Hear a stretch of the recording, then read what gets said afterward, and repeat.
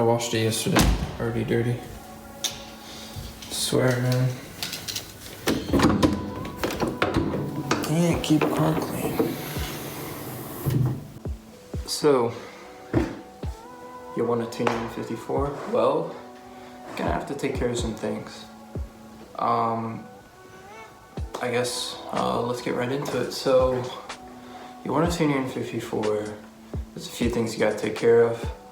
One of which is making sure that you're not leaking from your gaskets, especially your oil filter housing gaskets and your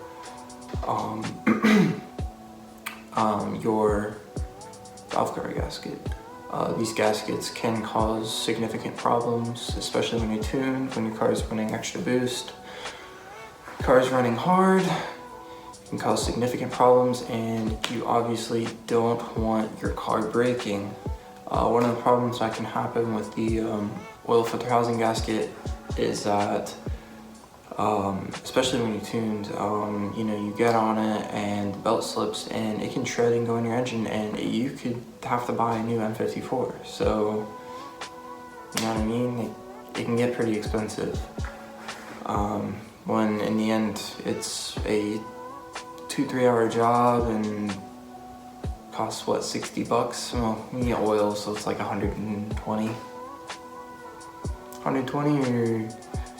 like $2,000 for another N54, and that's only if you're swapping the engine yourself. So, you know what I mean?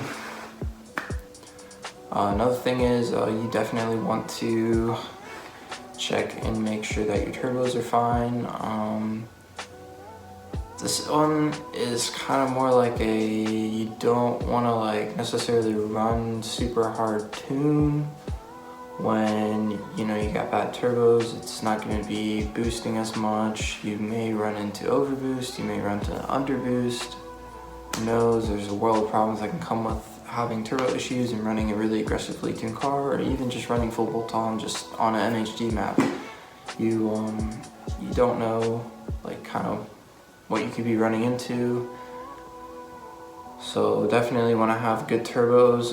If your turbos end up being bad, you can just go with pure 600s. If you want to go cheap, it's definitely a better alternative than going with the regular just OEM replacement. Vargas has a good OEM-ish replacement, just like the pure 600s and pure stage 1. They run you about $2,000-ish, maybe a little bit less, depending on what all you do and what all you add, but they're definitely worth it. You can squeeze out a little bit extra power with them, and they last a lot longer, and yeah, so you can't go wrong with that. Another thing is that you want to make sure that your injectors are okay. Now, injector problems can vary from car to car. There's people that don't have injector problems for Lord knows how long. There's people that have injector problems like at 20,000 miles. It's really hit or miss. But leaky injectors can cause misfires, can cause all kinds of problems, really. I mean, a lot of times that, you'll floor it and it'll just immediately misfire, and you'll go and change your spark plugs and your coils, and cause a world of problems. And that brings me to my next thing. You want to do spark plugs and coils like before you tune it. Definitely before you tune it. You will cook a coil and a spark plug or multiple in like the first pull you do, and you just want to get them done. Just go with the I think NJK might have this 1-step colder. I'm running 2-step colders because NGK didn't have those at the time. They were like on a worldwide back order. I'm not sure if that's the case now, but I will put a link in the description on where to get spark plugs. There's a bunch of different places, but I'll try to put the best price that you can possibly get in the description. And I'm currently running the Bosch coils. I got them at work with the employee discount, so I'm not sure, but I'll put whatever link I can find in the description. I just put my foot on spider eggs, and I'll put that in the description. So you definitely want to make sure your coils and your plugs are fully taken care of. You don't want to have to deal with having a misfire, even though it's an easy fix, you just want to take care of it, and just to begin with, you want to be able to enjoy your car while it's tuned. Now, the next thing I want to bring up is that you want to make sure, and this goes for early 2007 to early 2008 models, you want to make sure you do this before you tune. You want to put on a new DME. You want to go from the MSD80 to the MSD81.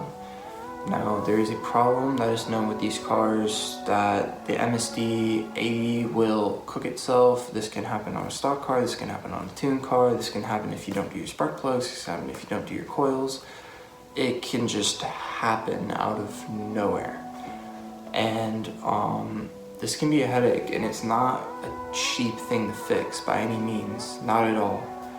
And you definitely just want to get it done with, get it over with as soon as you kind of get the car, or you know, if you got a few hiccups, I at least would recommend you get it done before you tune the car, preferably as soon as possible. It is definitely a pain in the butt. It happened to me. I was just driving normally and it decided to just die. So it's definitely a pain in the butt. There are people that do it for you, where you send in your CAS and a key and they will get you a new DME. So it's not the hardest thing in the world to like take apart, but it is a pain in the butt, and it does take a few days. It takes normally around a week for you to get all your stuff back and everything.